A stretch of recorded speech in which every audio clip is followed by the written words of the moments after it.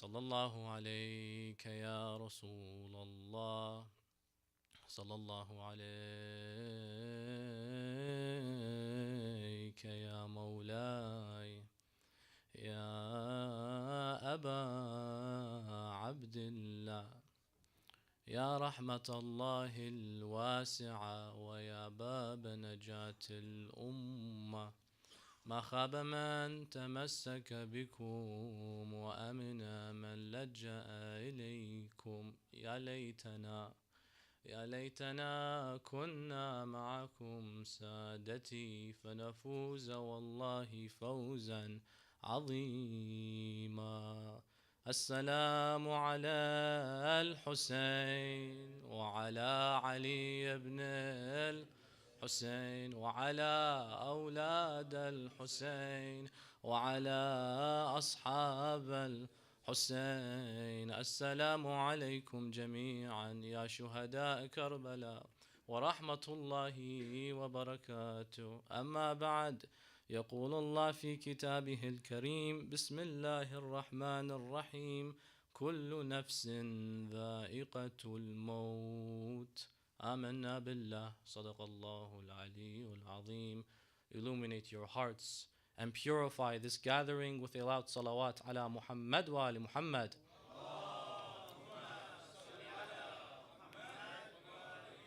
A second in honor of a Sayyida Sukaina.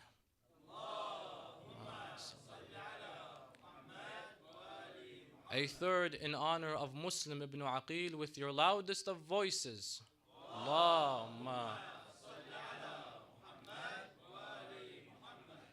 There is no religion on earth except that it has discussed the concept of death as a fundamental discussion. When you look at the world's major religions, you seem to find that death is a very vital, fundamental, significant point within its ideology and within its doctrines, including the tenets of its faith. Indeed, there are those faiths out there that may adhere to the consequences of our deaths as such of a hereditary social hierarchy, otherwise known as a caste system. This is predominantly found in areas such as India, areas more concentrated in like Mumbai and these urban lands, where people adhere towards the concept of if you are born into a certain social class, that is then the result of your actions in a formal life. So if you were born in the highest level, they are divided into five. The highest and greatest, the Brahmin. These are known as the elites, the priests, the academics, the professors, and what have you. However, if you were born into the other social class, known as the Kshatriya, a level under the Brahmin, these are then the warriors. These are the kings. These are those that have a status of patriarchy or even matriarchy, irrespective of gender. If you are royal, you are born into that caste system, then that is a result of your actions in a former life. You must have been very good in order to deserve that lofty status. But then there is another level, the Vaishya, or otherwise known as the status of the merchants, landowners perhaps, people that are working hard labor to make a living. But at the end of the day, they make a living. They weren't necessarily good, pious people, but they weren't evil people. So they got somewhere in between. The Sudra, the fourth and one of the lowest levels, commonly known for the peasants, known for the servants, sometimes even the slaves, that you were bad in your former lifestyle or in your former life, within that lifestyle, and you didn't adhere towards morals and ethics that this concept of Hinduism adheres to, and you got what you deserved. You're a slave now because of your actions in a previous life. And then there's that fifth caste system known as the untouchables. These are people that work and live near cemeteries. They sweep up filth. They plow the fields but get paid nothing virtually.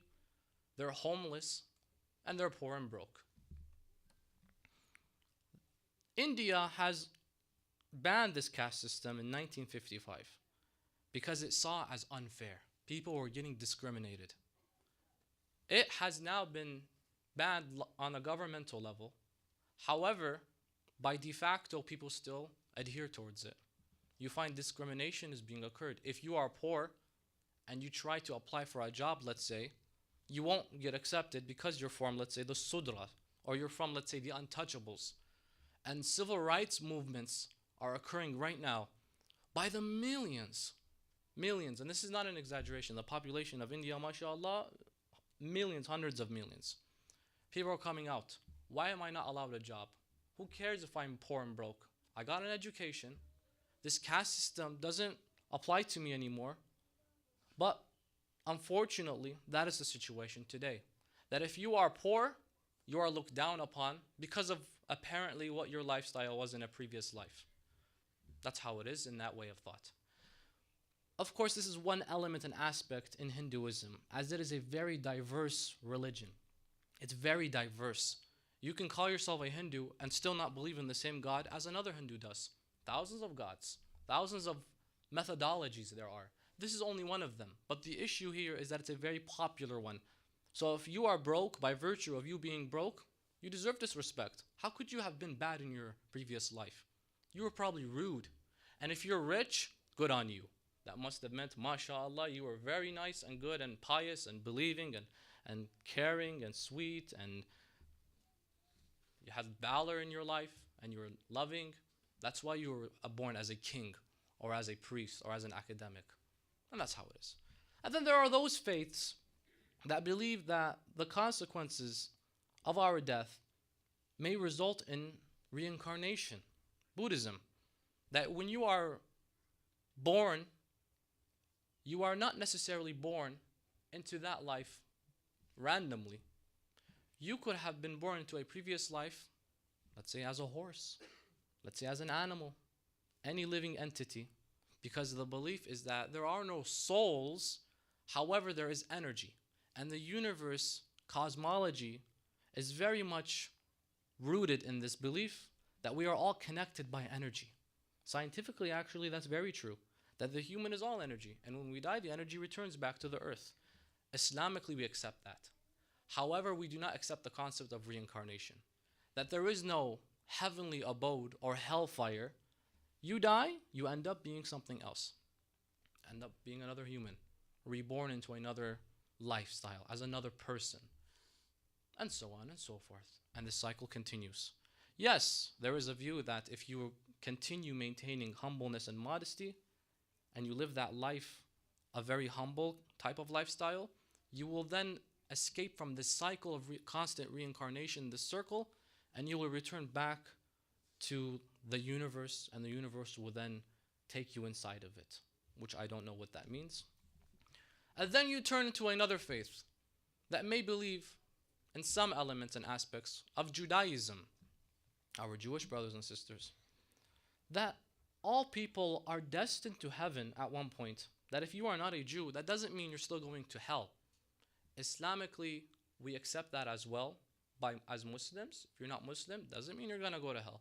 However, the line is drawn at a particular area in which not all people are going to go to heaven, even if they were not Muslim and even if they were evil. Because the idea here is that there is a purgatory land or an area where people will be questioned about their actions. You are not Jewish, okay?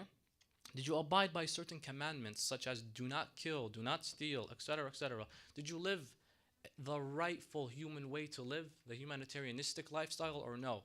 If you didn't, purgatory, meaning you will be questioned and your actions will be revisited, but eventually you will enter heaven. That is one level of an extreme. Now, everyone is then destined to heaven, as good as you were or as bad as you were. There is a purgatory stage, and then you will be filtered out and eventually still go to heaven. Some people that were not Jewish will have their purgatory stage extended very long depending on their actions, and some no, it'll go by quickly. However, if you were Jewish and you abided by Judaism, then skip the purgatory, basically alamul barzakh, where you will be judged for your actions, and you go straight to heaven. And then there are some religions of the like such as Christianity that believe in the concept of original sin. That our great grandfather Adam made a sin. Interesting, a prophet can sin. That he sinned, and because of this sin, as a result of this action, all of us are then holding that burden of the sin of our forefather Adam. It is when Jesus Christ, peace and blessings be upon him, and his virgin mother, was crucified, only then did he die for our sins. At that stage, if we accept him as our Lord and Savior, then we will be saved because he died for our sins. What sin have I made? What did I do? Because your forefather Adam made a sin. Islamically, we believe Adam in the incident of the apple, when Allah ordered Adam to not approach that tree, and he approached that tree because Shaitan came to him in the form of a snake, they say, and when he told him that Wallah, by Allah, approach this tree, eat from this apple, no harm will come. Adam, has he seen anybody swear on Allah before, telling him that there's a tree, go ahead and eat it? No. And so he came and he took it and bit from it and ate from it. Many people, Christianity, even some Muslims will say Adam made an error, a big sin here. We believe that that is very wrong, and that is actually not fair to say. Number one, where was Adam when this happened? On earth or in heaven? In heaven, can you sin? Is there sin in heaven? No. Number two, the ayah that spoke about the incident of the tree and the apple, لا تقربوا هذا الشجرة, or don't approach this tree. An ayah before it said, إني جاعل في الأرض خليفة. So Adam was destined to come down to earth anyways. So it wasn't as a result of his actions from taking the apple and sinning, he's going to go straight down to the earth. The plan was for him to go down to earth anyways. It was just what we refer to as tarkul awla, that it would have been better for him to not approach the tree, but because he did, and let me tell you, all of us would have done the same exact thing. You're in heaven. You've never seen any other creation that comes up to you and swears by Allah. He would not believe that something could say Wallah and still lie. This is the first time this ever happens. We would have done the same exact thing. But what went on right then and there is that Allah decided to speed up the process. I was supposed to bring you down to earth anyways, because before the incident of the apple, the sin, as some people love to call it, which is very wrong to say, I already announced, وَإِذْ قَالَ رَبُّكَ لِلْمَلَائِكَةِ إِنِّي جَاعِلٌ فِي الْأَرْضِ خَلِيفَةً. That I have announced to the angels, I'm bringing down upon the earth a khalifa, a caliph. So how could you say Allah punished Adam by taking him out of heaven because he ate an apple, so he put him down upon the earth, when Allah, before this entire thing even occurred, Allah said, I have brought down upon the earth a representative. And then you find the Islamic way of thought as far as the consequences of our actions and what it pertains to death. That if you were a Muslim and you abide by the laws of Islam, then of course you will enter heaven. And if a man asked the holy Imam alayhi salam, Imam Zain al-Abidin, if I am not mistaken, ala Imamuna salam, that with all the crime and tyranny that is happening upon earth, I am surprised if anybody's going to go to heaven. Just think about it. All the sins people do on a daily basis. When you reevaluate your day, I'm looking at my day now, I can count several things. Maybe this disappointed Allah. Maybe I saw something that I wasn't supposed to see. Yeah, I continued to look. Maybe I did something. Maybe I raised my voice. Maybe I this and that. Maybe I purposely, decided to not pray for a short time. Then I prayed later. Maybe that. If with all the sins people do, how can anybody go to heaven? The Imam's reply was fundamental and powerful. He said, but with the rahmah of Allah, how can anybody go to hell? Allah is a Rahman, Rahim. 114 times He introduces Himself. 113 times He introduces Himself that I am the compassionate, the merciful. With the exception of Surah Bara'ah, Surah Tawbah, that after you have now transgressed, there is no Rahmah, there is no any more mercy for you, that you people in Surah Al-Bara'ah chapter 9, that now we wage war for those that we've promised that we will not fight with each other, that you have been killing us for the last X amount of years. There is no more mercy for you anymore. These were basically terrorists of that time. Think about it, ISIS of that era. Would you give ISIS rahmah? Absolutely not. Likewise, back then, Allah introduced this verse, Bara'atu min Allah, that I, Allah, am disassociated from the mushrikeen. of that period that fought and waged war, physical war against the Muslims. However, Allah 113 times wants to introduce to you as I am Rahman and I am Rahim. What a beautiful way to introduce yourself to somebody, that before telling you my name, we believe Allah has 100 names, 99 are known to us. The 100th name of Allah is Ismullah al-A'zam, the greatest name of God. We recognize Allah as Allah, but Allah has several other titles. So before Allah gave you His official title that we refer to Rabbul Alameen as Allah subhanahu wa ta'ala, He likes to introduce Himself to, He loves to introduce Himself to you as compassionate first, then merciful. And then you'll know His name is Allah, tabaraka ta'ala. That I am compassionate and merciful. That with all the mercy Allah has, how can anybody go to hell? That's Islam. And if you are non-Muslim, if the message didn't come to you, Allah will judge you based off of your actions on earth, not based off of your faith. Or if the message came to you, but in an ugly image. Like let's say if people don't accept Islam because the only Islam that came to them was the Islam of ISIS and Boko Haram, the Islam of Aqeel and Taliban. If I was a non-Muslim, I wouldn't accept that Islam. Indeed. Or when I turn on the TV, I see a man screaming Allahu Akbar, killing himself and others innocently. And then I change the channel and I see Pope Francis kissing and washing the feet of prisoners in jail. What am I going to say? Christianity, religion of God, or Islam, religion of God? So maybe the Islam that came to them was an ugly Islam. Or maybe no Islam came to them. With that being said, Allah will judge these individuals based off of their actions, not based off of their beliefs. But it is only when you receive the true message of Islam, Islam Ahlul Bayt, the religion of Allah subhanahu wa ta'ala, and you deliberately rejected it. Not you were still soul searching and it would gravitated you and you loved it, but you still haven't accepted it because there are still some elements that you were not sure about. But then let's say you happen to return back to your Lord at that moment. No, when you deliberately reject it, I know this is the way to go. But guess what? My ego's too big. This lifestyle is more lavish. I love alcohol too much. I can't accept that. I can't handle praying 5 times a day, even though this all makes sense to me. It's all rational to me. It all adheres to logic to me, but I'm still going to reject it. That is what is referred to as a kafir, meaning coming from inkar, meaning rejection. Amar bil ma'roof, nahi anil munkar. That munkar, inkar, you reject that which is wrong. Right? Kufr is the same process, the same idea, that you reject that which was wrong. Islam is not wrong for us to reject. Therefore, whoever sees Islam, believes it's the true message, yet still rejects it, they're wrong. And Allah will question them on the Day of Judgment. Easy as that. The simple way, the balanced way, the middle way, the way of Allah subhanahu wa ta'ala. But then there are ways, my dear respected brothers and sisters, and I was informed that time is a bit short on us as we have Q&A inshallah. But before that, Samahat al-Sheikh. So I won't take too much time.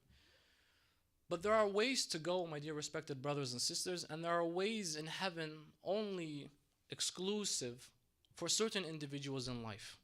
People with great valor.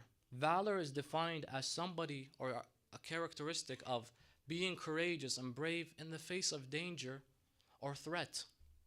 These individuals, if they were Muslims, Allah will look upon them as shuhada. A shaheed, my dear respected brothers and sisters, upon their death, of course. A shaheed, linguistically, let's look at that word. What does shaheed mean? Shahid, witness, correct? Witnessed. Allah in the Quran doesn't use the term shaheed like we know it, like we know and understand it, as a martyr. Understood? In the Quran, Allah doesn't use the word shaheed, not once in the sense of martyrdom. Allah may say, subhanahu wa ta'ala, Bismillah ar-Rahman ar-Rahim, Ya ayyuha alladhina amanu kunu qawwamina bil qisti shuhada'a lillahi walau ala anfusikum.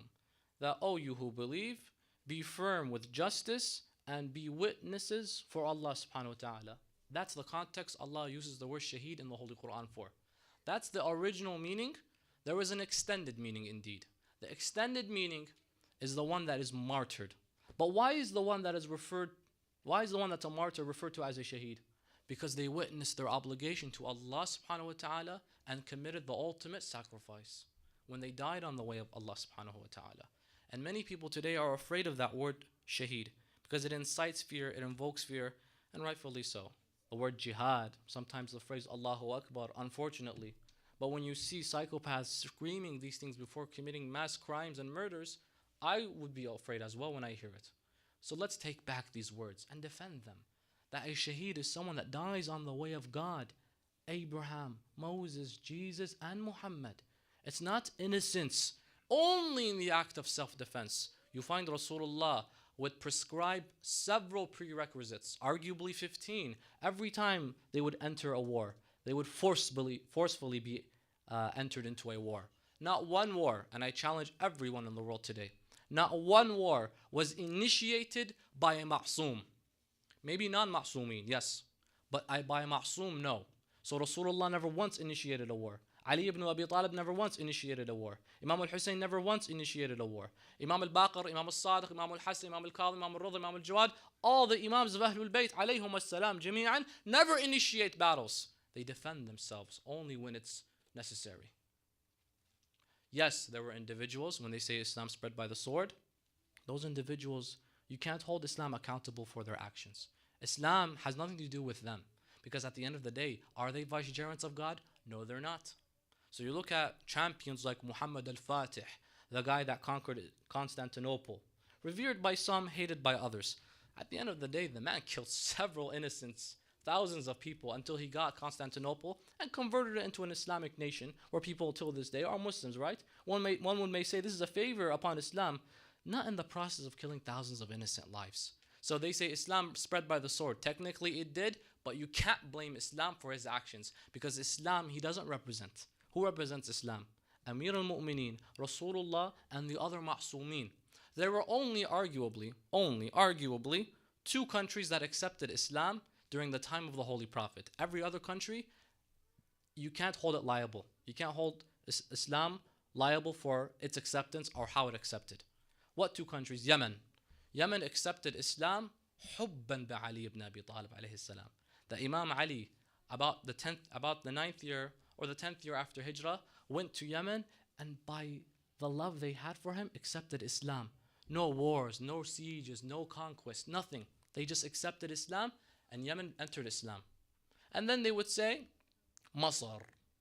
They would say, Egypt also accepted Islam without the need of conquest, if I am not mistaken about that. Historical analysis may differ from different interpretations. But at the end of the day, when you look at Umar ibn al-Khattab's conquest of Jerusalem, Palestine, if people died, that has nothing to do with Islam. Because the man doesn't represent Islam. Is he ma'soom? Is he ma'soom? Even our Sunni brothers and sisters, my lovely respected Sunni brothers and sisters, will say he's not. As he testifies, لَوْلَا عَلِي لَهَلَكَ عُمَرْ, that had it not been for you, Ya Ali, I would have been destroyed. No one can deny that you can call all the Khulafa Sayyiduna, Sayyiduna, Sayyiduna, but Ali ibn Abi Talib will still be called Imam. Imam Ali. Imam. Before Islam, never once bowed down to an idol. After Islam, maintained that oneness of Allah and God. That's just the fact of the matter. The truth is right there in history sources. And everybody acknowledges this. Nothing sectarian about that. This is the truth. That every single conquest that happened after the ma'soomeen or not under the supervision of a ma'soom has nothing to do with Islam. Clear? Inshallah, that's clear. Back to the idea of this shaheed concept. They witnessed the responsibility and obligation upon them, which was mandatory, and they went forth and put their life upon the line. Therefore, they are referred to as shuhada in that sense. The biggest example for the symbol of valor, my dear respected brothers and sisters, is Rasulullah sallallahu alayhi wa sallam. Sallu ala Muhammad wa Muhammad. As mentioned, Rasulullah, before every single battle, would stipulate about 15 prerequisites and demands and requirements. What were they? That number one, do not commit treachery. We're going to go to war because we had no other choice. So don't commit treachery when you are there in the battlefield. Never, number two, mutilate dead bodies. Listen to this. Listen to these rules. Mutilation of dead bodies, never do it. If the person has fallen, the enemy has fallen, don't touch them. Leave them as such. Never harm children. Look at that.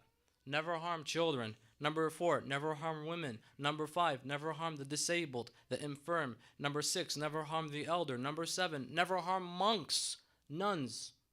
I thought Islam was only for Muslims. Monks and nuns are meant to be defended. Never harm anyone who has surrendered. Never harm anyone who has fled. This is what Rasulullah would say before every single battle, my dear respected brothers and sisters. Don't harm trees. Environmentalism. Don't harm the trees. Don't harm the enemy's livestock. Don't harm temples. Don't harm synagogues. Don't harm the churches. If victorious, there can be no forced conversion. And this is accepted by both Sunni and Shia. La ikraha fid-din.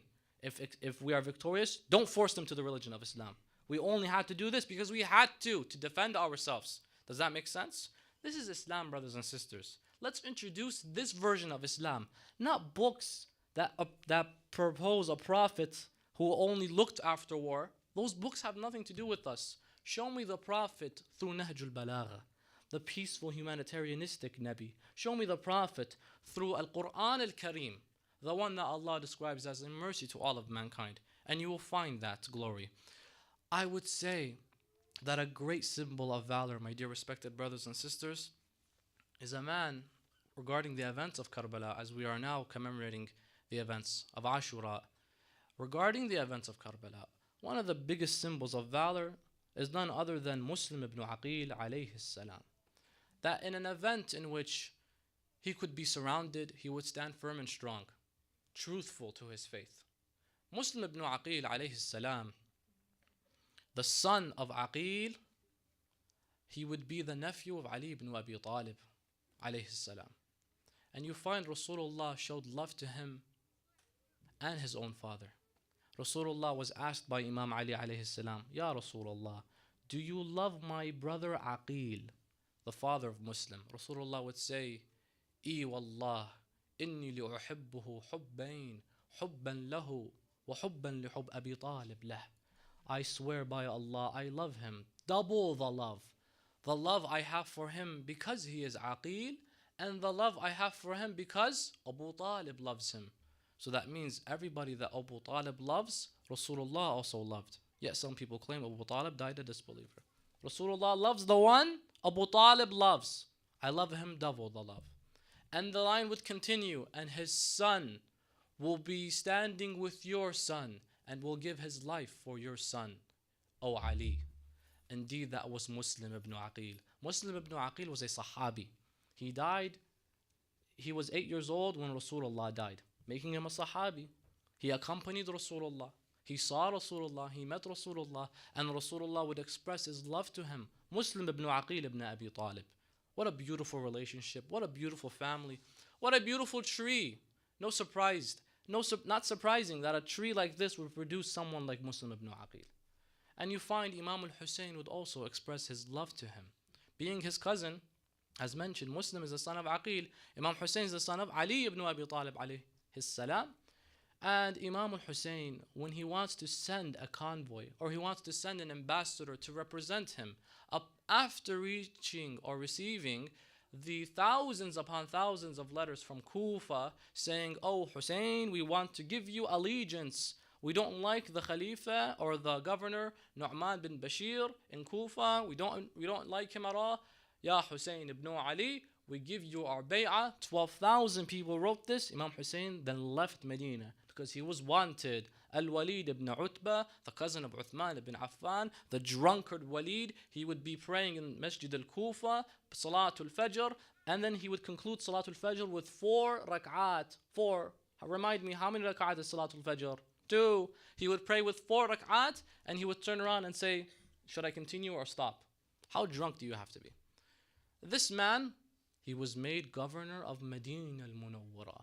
And so he had a higher status than Imam al-Hussein in the same city of the grandfather of Imam al-Hussein. Yazid sent him letters. I want everybody to send me allegiance and bay'ah. Imam Hussein was told, you have to give bay'ah to Yazid by this Walid ibn Utbah. Imam Hussein said, no, I will never, a man like me will never pay allegiance to a man like him. Therefore, you are now wanted. If you are caught, then you are slaughtered and beheaded. So he had to leave Medina. But before leaving Medina, he's going to set off to Kufa. But before he used to go to Kufa, he needs to make sure that the words of the Kufans are authentic. So he sends his representative. Muslim ibn Aqeel, he writes back to them. He says, إني قد بعثت لكم أخي وابن عمي وثقتي من أهل بيتي. That I have sent to you, O people of Kufa, to affirm your statements, to see if they're legitimate. My brother. How close do you have to be to Imam al-Hussein for him to call you his brother? Muslim is his cousin, but he called him my brother. أخي وعليكم السلام. أخي وابن عمي, and my cousins. وثقتي من أهل بيتي, and the most trustworthy from my Ahlul Bayt. Allah. Look at that love he has for his beloved cousin. Muslim then is set off and he goes to the land of Kufa. He is accompanied with two individuals. Both of them die. But Muslim continues and he writes to Imam al-Hussein, both of my companions have died on the way due to the heat and the trouble of the desert. They died. But I persist, Ya Aba Abdullah, for your orders are indeed Allah's orders. He continues on his way. He reaches Kufa. He affirms their statements. He writes back to Imam al-Hussein, come. The 12,000 people that wrote to you are sincere. As he goes, Yazid ibn Muawiyah knows that Imam al-Hussein is going to go to Kufa. And when he knows Imam reaches Kufa, he will be too strong and eventually overthrow Yazid. So what does he do? Being advised by his advisor, Sir John, the Christian individual, says to him, make Ubaydullah ibn Ziyad the governor of Kufa, for he can handle Muslim ibn Aqeel, get rid of him, and ultimately overthrow Imam al-Hussein. So he takes Ubaydullah ibn Ziyad from Basra. Ubaydullah ibn Ziyad, by the way, he's known as Ubaydullah ibn Ziyad, Ziyad ibn Abi. Ziyad, the son of his father, meaning we don't know who his father was. That shows you what kind of mother he had.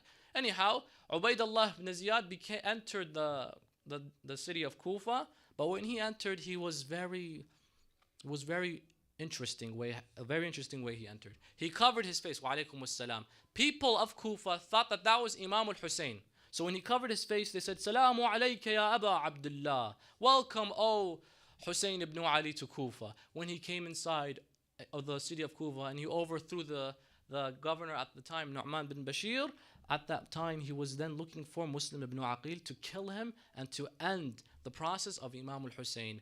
Muslim ibn Aqeel was staying in the house of Mukhtar al-Thaqafi. Mukhtar, at the time, Mukhtar welcomed Muslim into his home. However, the situation became very difficult. So Muslim had to leave the home of Mukhtar, and they say he went to the house of a man by the name of Shuraik, one of the good companions of Ahlul Bayt. Shuraik then took Muslim home with him to stay, because Muslim now became wanted. And so Ubaydullah ibn Ziyad went to go visit the Shuraik. Shuraik then said to Muslim ibn Aqeel that I need you to hide behind a curtain. If Ubaydullah comes out, I will give you a signal, come and attack him when he is not looking. Then Ubaydullah visits the house of Shuraik. Shuraik says, welcome Ubaydullah, sit down, let's discuss. And so he signals Muslim, come out now, hit him when he's not looking, and this will all be over. He never leaves, he never exits, and he never strikes him. Ubaydullah ibn Ziyad leaves the home. Muslim ibn Aqeel is approached by Shuraik. Why didn't you attack him? Muslim says, I have learned from my master Amir al-Mu'mineen that إِنَّمَا الْمُؤْمِنْ لَا يَغْدُرُ, that a mu'min does not commit treachery. I will never attack a man when he is not looking. Would you stay with your principles even at that moment, my dear respected brothers and sisters? What faith do you have that a mu'min does not commit treachery, is not clumsy like that, where I attack a man when he is not looking, when he does not pay attention? I am the student of Ali. We fight when the man is looking at you only and when he fights you. Not like this. Look at those principles and morals. Eventually, my dear respected brothers and sisters, Ubaydullah ibn Ziyad then tightens the neck around the Shia in that time in Kufa, and he begins slaughtering all the 12,000 individuals that sent letters to Imam al-Hussein. A bloodbath in Kufa right now. All 12,000 killed. No more followers for Muslim. And his heart is yearning that Imam al-Hussein is going to enter this city of Kufa and not one supporter will be with him, and he is wanted. Hani ibn Urwa is now taken away and killed, one of the companions that also took in Muslim. All the companions are now put in jail. Mukhtar al-Thaqafi, Maytham al-Tammar, Abis, they're all put in jail right now, and he is all left alone. And you find Muslim ibn Aqeel walking in the streets of Kufa, the lonely warrior, all by himself, until one day he goes to the mosque of Kufa and he prays his salah. He has some some followers behind him praying. Narrations say 30 people. By the end of the salah, nobody is staying with Muslim. They're all too afraid. And at that night, Muslim walks out in the streets and he's sitting by a house. By this house, a lady comes out. Her name was Taw'a, they say. This Taw'a looked at Muslim. She said, "Oh man, what are you doing here all by yourself, all alone?" Muslim says, "Oh lady, water. I just need some water." She says, "Come in, take some water. What is your name?" He says, "I am Muslim, son of Aqeel." "Which Muslim?" "Son of Aqeel, son of Abu Talib." She says, "You are the nephew of my Mawla Ali ibn Abi Talib? Please stay in here. Come and stay. You can have that room." And she would see Muslim in the night only doing salah, reciting Quran and dua. She warned Muslim, however, that my son is a Nasibi. He doesn't like the Ahlul Bayt, and so I'm afraid if he comes and figures out you are here, he'll do something against you. Please be patient and try not to walk out of the room too much. Eventually, this lady's son came back home, and he saw that his mom was going back and forth to the room. He asked her, "What's going on, mother?" She would say, that I have Muslim ibn Aqeel in the room, but please do not tell anybody that he is inside this room. Please, for the sake of Ali ibn Abi Talib and Fatima Zahra. And you find this man, he gave her his promise, but he was a hypocrite. He returned back to Ubaydullah ibn Ziyad and told him of Muslims' whereabouts. They came to the house of Taw'a by the hundreds and they covered the house. Muslim ibn Aqeel came out and he thanked Taw'a and told her, "Thank you for your hospitality. Now it is my time to go. The army of Ubaydullah ibn Ziyad has arrived." They came to Muslim by the hundreds. Some narrations tell us 300 individuals came to attack Muslim, but they forget that this is the nephew of Ali ibn Abi Talib, that this is the man that was tutored by Imam Ali, and they fought, and he fought valiantly. He fought valiantly and courageously. Then the enemies would retreat, and they would tell Ubaydullah, "Send us more." He would say, "How much more do you need? He's just one man." He said, "Did you forget that this is the nephew of Amir al-Mu'mineen?" Until the only way they could catch him was when they made a trap. Muslim ibn Aqeel falls into that trap, O Mu'mineen, and they take him to the palace of Ubaydullah ibn Ziyad. Muslim is taken to the palace and he is met by Ubaydullah. He says to him, "Now you're going to be slaughtered unless you give me allegiance." He says, "I will never give you allegiance. Then you will be attacked and slaughtered. Do you have any final demands?"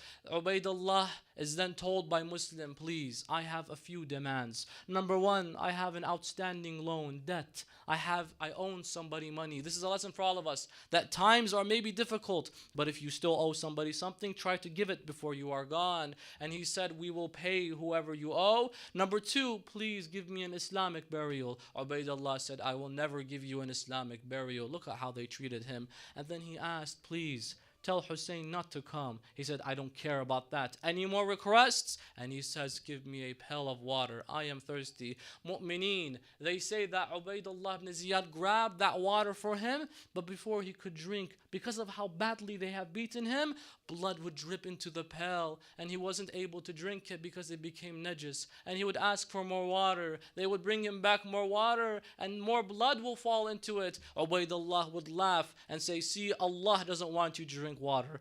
Muslim ibn Aqeel responds, "Maybe because Allah wants me to die the same way Hussein will die, thirsty in the land of Karbala."